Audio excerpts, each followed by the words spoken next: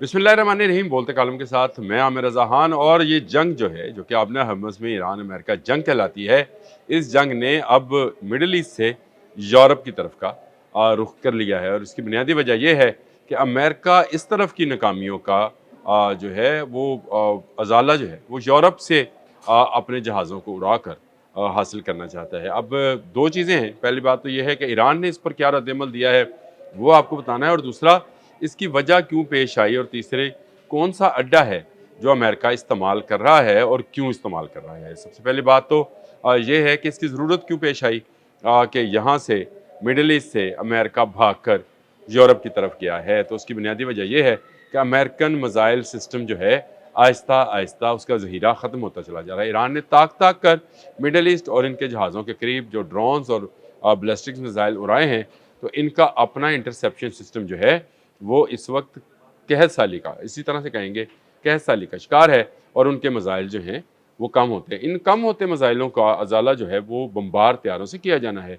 लेकिन फिर कहाँ से करें, क्योंकि मिडल ईस्ट के अंदर जहाँ जहाँ इनके फ़ौजी अड्डे थे, चाहे वो अल अदीद था, चाहे वो अली अल सालम था कुवैत का, अल अदीद जो था वो कतर का था, फिर अल सुल्तान एयर बेस जो सऊदी अरब की थी, इसी तरह मुत्तहिदा अरब अमारात, वो तमाम एयर बेसिस, बहरीन, उर्दन, उन तमाम एयर बेसिस पर बारी बारी ईरान ने बड़े हमले किए।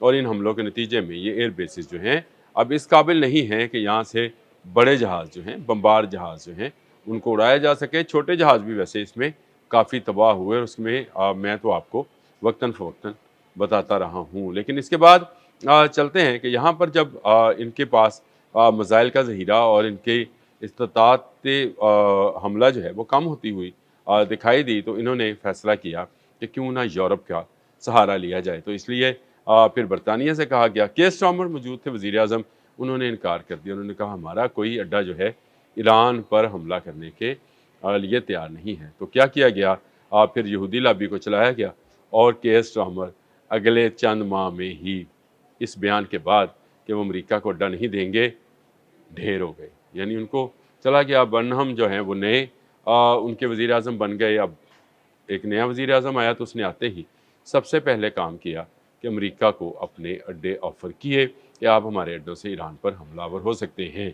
यूँ ये जंग मिडल ईस्ट से यूरोप की तरफ भी चली गई। यानी अब जंग का फैलाव जो है वो बढ़ता चला जाएगा। ये मैं आने वाले जो अपने चंद मिनट हैं जो आपसे गुफ्तगू करने के, उसमें बताता चला जाऊँगा।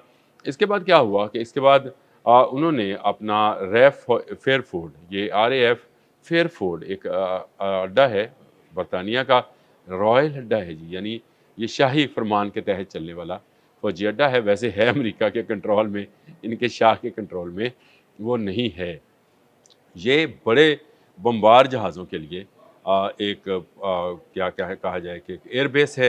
इस एयरबेस को सबसे पहले दिया गया और कहा गया कि आप यहाँ से जो हैं अपने जहाज़ जो हैं B1, B-52 और B-2, ये 3 बड़े बमबार जहाज़ हैं, इनको जो है इनको इस्तेमाल करें और ईरान पर बमबारी करें। और सबसे पहले जो है बारी आई B-1 की, जिसने ईरान पर हमलावर होकर उसके मुख्तलिफ शहरों पर बॉम्ब बरसाए। जब ये खबर रिपोर्ट सामने आई, तो ईरान ने वार्न किया कि बरतानिया फिर इसके बाद गिला ना करे, क्योंकि हमने पहले ही कह रखा है कि जहाँ से हम पर हमला होगा हम वहाँ जवाब देने का हक महफूज रखते हैं। और पासदारान इनकलाब जो हैं वो इसका ऐसा भरपूर जवाब देंगे कि बरतानिया याद करेगा। याद रखें, जर्मनी, फ्रांस, अमेरिका के इलाए होते हुए भी, इत्तेहादी होते हुए भी, और ये जो है नेटो के रुकन होते हुए भी, उन्होंने जुर्रत नहीं की थी कि वो ईरान के ख़िलाफ़ आपने हरमज़ में कोई कार्रवाई करें। बरतानिया ने भी इनकार किया था, लेकिन बरतानिया में क्योंकि हुकूमत को तब्दील किया गया सिर्फ इस मकसद के लिए ताकि अमरीका को सहूलतकारी फ़राहम की जा सके, और ये सहूलतकारी जो है वो दी जा रही है। और अब ईरान ने खुले लफ्ज़ों में वार्न किया है कि हम वहाँ पर हमला करेंगे जहाँ पर हमसे हमला हुआ। B-1 बमबार जहाज़ क्या हैं ये एक अलग स्टोरी है, लेकिन ईरान ने जवाब देने का हक महफूज रख लिया है। यानी वो जवाब देगा। अगर ये बरतानवी पार्लियामेंट ने इन कार्रवाइयों को ना रोका, अमेरिका को इस बात का पाबंद ना बनाया जैसे केयर स्टार्मर ने बना रखा था कि वो यहाँ से कोई उड़ान ऐसी नहीं भरेंगे जो कि बॉम्ब्स लेकर ईरान पर हमलावर होगी। और ये बिल्कुल सही स्ट्रेटजी थी। बरतानिया کو جو ہے پوری دنیا پہ مختلف جگہوں پر اس کے فوجی اڈے موجود ہیں. کسی زمانے میں یہی سپر پاور ہوا کرتی تھی، لیکن اب امریکہ نے اس پر بھی تسلط بنا رکھا ہے اور اس کا ایک پورا ایئر فورس اڈا جو ہے، ریف جس کو بولتے ہیں، Royal Air Force Fairford اڈا جو ہے گلوسٹر شائر میں یہ موجود ہے. اس کو امریکہ کے حوالے کیا گیا تھا اور B-1 کی پروازیں جو ہیں یہاں سے رپورٹ ہوئی ہیں. تو یہ ایک نئی صورتحال ہے پاسدارانی انقلاب کے لیے، ایک نیا محاذ ہے. اس محاذ کے لیے انہوں نے کیا تیاری کر رکھی ہے، یہ آنے والے ولاگ میں آپ سے ضرور ڈسکس کروں گا. لیکن پہلی بات تو یہ ہے کہ برطانیہ نے اس جنگ میں کود کر بڑی غلطی کی ہے. برطانوی معیشت جو ہے اس وقت بھی ڈاؤن ایرو دکھا رہی ہے اور اس کی معیشت دباؤ کا شکار ہے، جس کو شاید وہ مصنوعی طور پر یا امریکہ کی مدد سے اٹھانے کی کوشش کریں گے. دنیا میں جو تیل کی ترسیل کا نظام درہم برہم ہوا ہے، اس سے دنیا میں مہنگائی کا طوفان بھی آیا ہے. اس سال یہاں گرمی بھی بہت پڑی اور اسی وجہ سے ان کو توانائی کی بھی ضرورت پہلے سے زیادہ رہی. آپ نے دیکھا کہ وہاں پر کس طرح سے دکانوں پر لوٹ مار مچی رہی ایئر کنڈیشنرز اور پنکھوں کے لیے، اور اب ہر آنے والے سال میں ان کی یہ ضرورت بڑھتی چلی جائے گی اور ان کی معیشت پر دباؤ آتا چلا جائے گا. اگر یہ امریکہ کے کہنے پر اس جنگ میں داخل ہوئے ہیں تو پھر یہ کویت، قطر، بحرین اور جارڈن، ان تمام ملکوں کا اخبار بھی اپنے سامنے رکھیں جہاں پر اب کوئی امریکی فوجی اڈا جو ہے محفوظ نہیں ہے.